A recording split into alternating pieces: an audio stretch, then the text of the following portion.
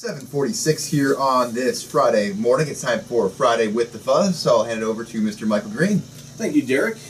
Here on Friday with the Fuzz this morning, we have Fleury. Colin recently promoted to Commander. Yeah, there we go. I know it wasn't Deputy Chief. There's only one Deputy Chief. Nope. Yeah, Commander. And that's where I was stuck on for a second. I was like, oh, brain cramp. Welcome. Thank you for joining us today. Thanks for having me. Was that just talking off air with Derek at your promotion ceremony, and of course Glenn Theriault's retirement ceremony, so we can move over to Sycamore, and your speech was amazing. I don't know, you joked about, I think, leaving it at home and then proceeded to talk for about 25 minutes. Yeah. I'm a bit of a talker sometimes. It was great. So welcome to the studio. Thanks for joining us. Thank you. A couple things happened this week we wanted to talk about. Not a super busy week. I think it's kind of on par with, right, an average week in Elgin, you know. 111,000 citizens. So we kept busy, but it was nothing outrageous or outlandish this week. Had we've talked about this one before. Something like you had a search warrant operation that basically was a response to somebody setting up a deal through like a page to buy one of those Facebook pages or social media pages to purchase something through there, and lo and behold, they arrive and. It is not what it appears to be, and I'll be honest, right? My wife does these things up in a different town, and man, every time, wait, someone's coming over to our house. Like, I don't know if you give our address out. Like, it's just, it's scary. I don't know that I like it entirely, but it seems to be all the rage right now. It is the rage, and people can remain anonymous on Facebook, so it's easy for people to create these fake Facebook profiles, and they're hard to track sometimes for the average citizen to realize that this is a real person, or find contacts that may know them, or someone that may know that this is a safe person to be doing business with. And in cases like this, we'll often see these garage sale type sites that a lot of my wife goes on also. I've looked at things on these garage sale sites. Not to put the onus all on her. So, but what happens in some of these cases is the offenders will set up a location, as did in this case, that is close to them. They'll set the location up, and what we were having happen was people would show up with their items that they wanted to purchase or items they wanted to sell, and then they show up with cash. They'd show up with cash, and the price was set. The robber knows how much is going to be there. He'll ask him what car he's going to be in, or oh, I know it's you. Oh, I'm driving a silver Malibu. Yeah, great. So then they show up, and then we were having robberies or attempted robberies taking place. And in this case, a gentleman was robbed, and a gun was allegedly used in this. At the same time, during this investigation, we had cultivated some information that kind of touched on the same suspects, that led to the same suspects. It was a drug investigation that we were working on in the area, and we were able to tie in some people together in that, and we used assets from our drug unit, and our detectives got together, talked it over, worked out an operation, and ultimately took in custody the suspect from the drug dealing, who was charged with a Class X felony. Wow. And then we also got Class X on the robber that was identified from one of the cases. So it was very successful. In a case like this, putting, like you said, we were able to kind of piece this together. And was this harder in years past without the advent of computerized policing, where all the reports were kind of called automatically? And like, does it? I know you have, as I like to call it with Jeff, kind of the voodoo program that you guys use with the predictive policing. It's a little easier to track different parts of cases that are similar. We can track by address or location. We can make geo areas to track activity, and then look at cases that may be similar, may have similar suspects that years ago just would have taken our roll call talking. Okay. And honestly, a lot of how this case broke was just old-fashioned good police work, and a lot of talking between our detectives and our different units. I'm the commander of major investigations and the drug unit, so I was privy to both these cases also. So it was easier for us to kind of tie all this together and get our groups together to discuss the suspects in this case and put everything together. So this is a mix of good old-fashioned detective work and some looking at, there's things we have to look through with Facebook and different investigatory tools that we have to use for that. But I'm just thinking, in years past, it would have been going to the file cabinet, right. And if it wasn't in the cabinet, was it then and just, 21 years ago when I started, your detective may not realize a case that the drug unit was working on, and you might have missed. You may never have put these together. So I think our communication has come a long way, and also the technology has helped in that. You also had a couple of releases in terms of crimes that happened, a week ago, 2 weeks ago, where you guys have put out now sketches and or video on two different cases. Yes. And the video one I thought was interesting because pretty clear video. I mean, it's not it's not perfect. It's not everything you want. You can't. It's not like you look at it and go, oh, that's John. Right. Whatever. Yeah, we know him. But there was enough of it. I thought, like, in watching him, like, if I knew this guy, I'd know who it was because the way he walks or what he's wearing, and it was very clear video. It was very clear video. It's hard. It's a nighttime video, so it's hard. You really try to the CSI effect that we have in law enforcement, where everybody expects us to just zoom go ahead and zoom in, and you can see the Focus license there. plates from 5 miles away, and you can see them perfectly, and it's all computer regenerated. It's a little unfair to us sometimes. It hinders us. Sometimes in dealing with investigations because people expect a lot more than what we can do. But with cases like this, that friend that may see or an acquaintance, that's how so-and-so walks. I can tell that's his gait, that's how tall he is. I've seen that sweatshirt before. I recognize those tennis shoes. That's the guy from wherever. So that's what we're hoping is maybe this can help us kind of break through that. And the two incidents you talked about there are the perfect scenario of old and new. Yeah. Right? We went back to the old sketch artist. Yeah. Officer Soberano did the sketch artist on that. He did a great job. Oh, it's not Mike anymore. That's right. That's the old, Mike Goff was our retired, sketch artist before.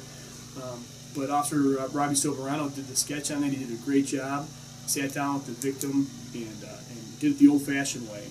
And that was that sketching. the abduction? That was the attempted abduction. So he sat down with the victim from that. Yep. And, what people have to understand on that, too, is, there was initially some reports where she couldn't say who it was, didn't really have a good... A lot of times the brain gets so traumatized in an event that you forget, things get blocked out a little bit. And then once the adrenaline kind of ceases and everything starts to relax, your brain literally starts to relax, and memories that you didn't initially have come back to light, and you go, oh, I remember what the guy looked like now. I remember he had this tattoo that initially I didn't think about. And that was kind of the case here. Once she kind of relaxed through this, okay, I'll sit down now and give you the sketch as best I can. So I think she did a pretty good job of sketching. She sat down and was able to give us a pretty good identification. Now, if we make an identification from that, we'll see just how close she was. And we've talked about it, and I know, from personal experience, we had one of my law enforcement classes in college.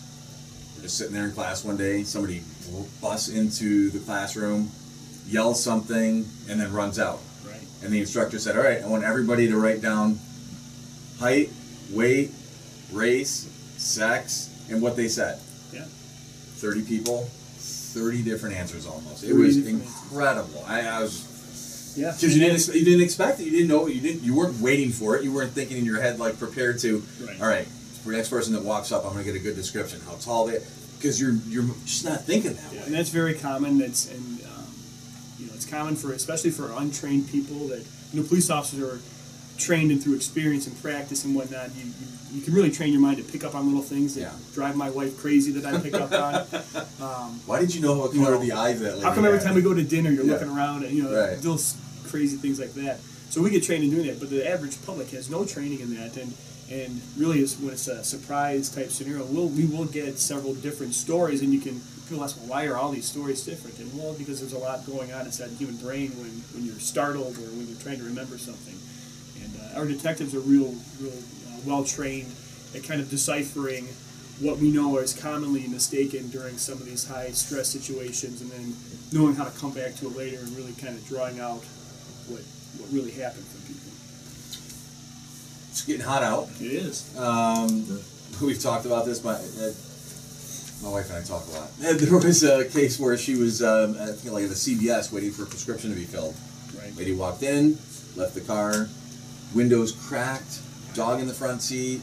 Today's high, Derek, what, 95? 91, but the heat index is going to be almost over 100. So after about 10 minutes, according to the chart that we have here that was put out by the Elgin Police, at 90 degrees. You'd be at 100, almost 110 degrees inside your vehicle in just 10 minutes. And if you went for about a half hour, you're looking at 124 degrees.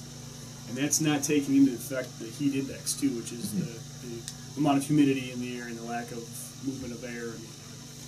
A lot of people will do that real quick. I know I've admitted to having done it in the past. Oh, I'm just going to run in. I don't want to wake my child, or I'm just going to leave the dog here because they don't allow pets in the store, and it's not safe. I mean, there was a case this week, right, where there were 2 dogs in the car, and one had to be euthanized because of heat-related ailments.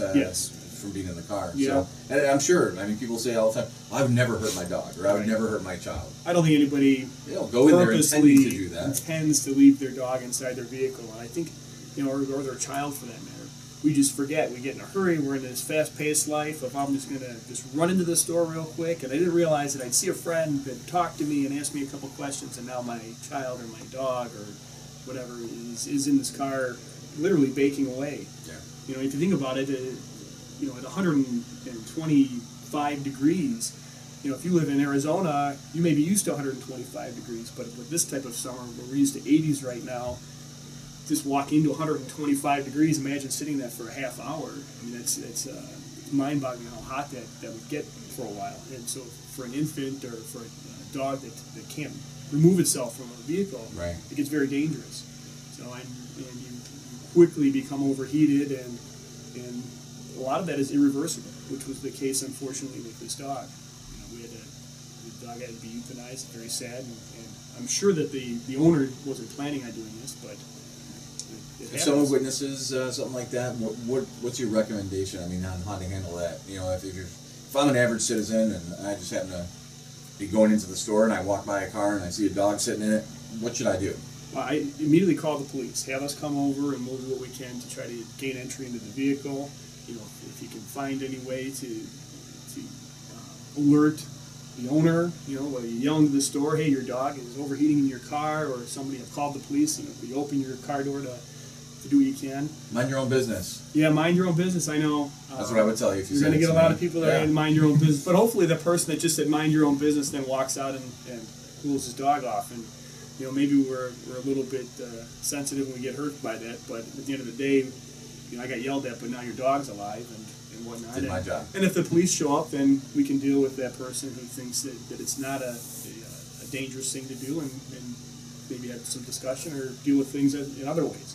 So, is that something that the police normally issue a warning? Do you give a citation? Is it a code ordinance? It is a citation. It's a citation that they can receive. In some cases, it can be criminal charges. So you can. There's animal cruelty laws that we can use that can go straight to that, and we can charge people to felonies for some of these cases. And if it's a human, then there's absolutely that you can charge a criminal if it's something that's really caused a lot of danger. If it's the mom that ran out for 30 seconds and she's just back, every case is kind of different. I couldn't say we have a cookie cutter answer for how we handle every case, but you can look at some serious charges there.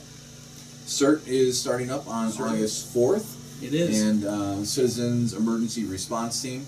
I think you can sign up now.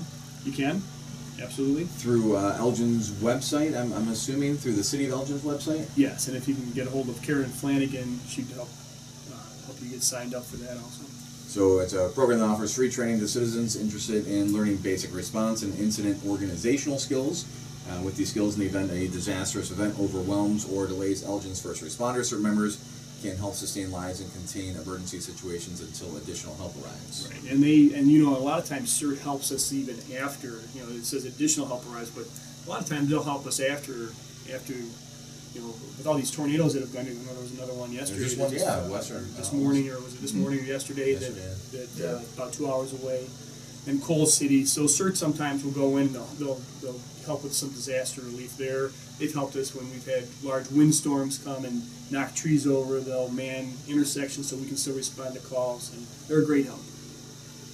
Colin, anything else you have that you wanted to talk about this week? No, I'd just like to put out there, back on this garage sale thing, as far as what to do if you're going to be buying stuff like that, any of these purchases can be set up in the Elgin Police Department. You can come to our lobby and do the purchases.